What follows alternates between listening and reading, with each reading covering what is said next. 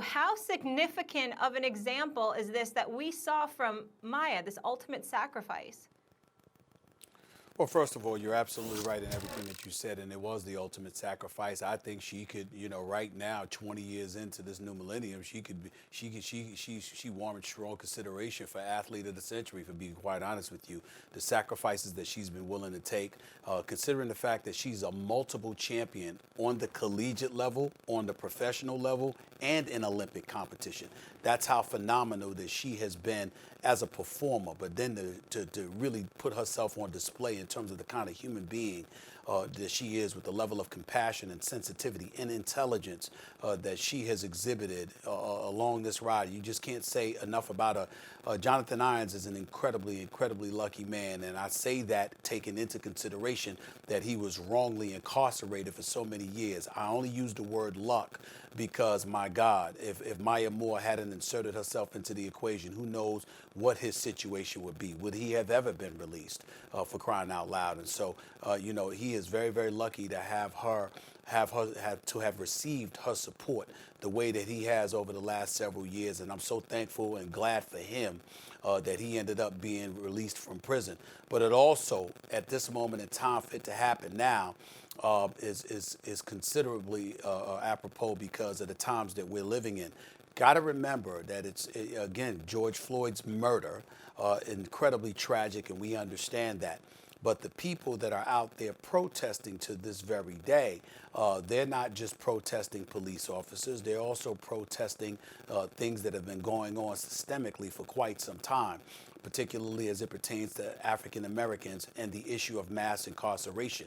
You're having people that are looking at presidential candidates because of that. They looked at former presidential candidates over that issue. It's an issue that has really resonated in our society, particularly in recent memory. And so when you take those things into consideration, again, you see something like this transpire, it sort of validates the kind of complaints that people are complaining about right now, because there have been far too many African Americans that have been victimized and have been utilized in terms of being a part of mass incarceration, and that issue needs to be addressed, and I applaud her for doing what she did, and I'm incredibly happy for him that he is a free man. Yesterday when we were talking about Colin Kaepernick and the fact that Ava DuVernay is making a TV series and it's going to explore his youth, right? Like, what makes Kaepernick tick? What's that story? And I said, if you want someone like, the best storytellers of your time and beyond to tell your story, then you don't do just what's convenient, but you sacrifice on the altar of something larger than yourself. Let me start by saying, Maya Moore will wind up with the MVP of the finals or something like that, the way Bill Russell has that award named after him. It's going to be named after Maya Moore. There's going to be stuff named after her. I want to start with the kind of player she is, Stephen A. Her resume is hilarious. It's hilarious. Like, there are so many accolades, it's absurd. Starting from the time she's an amateur, like just her amateur success, All-American every year she's in school, Wooden Award winner, two-time back-to-back. She's back-to-back national champion. She's won multiple European and world championships, including 2 gold medals.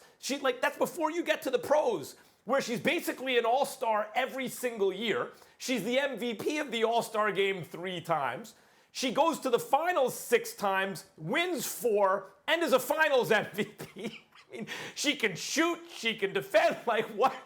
It's absurd how great a player she is, first of all. It's one thing, because we've talked a lot about social issues and how oftentimes until the stars take a stand, it's not the same.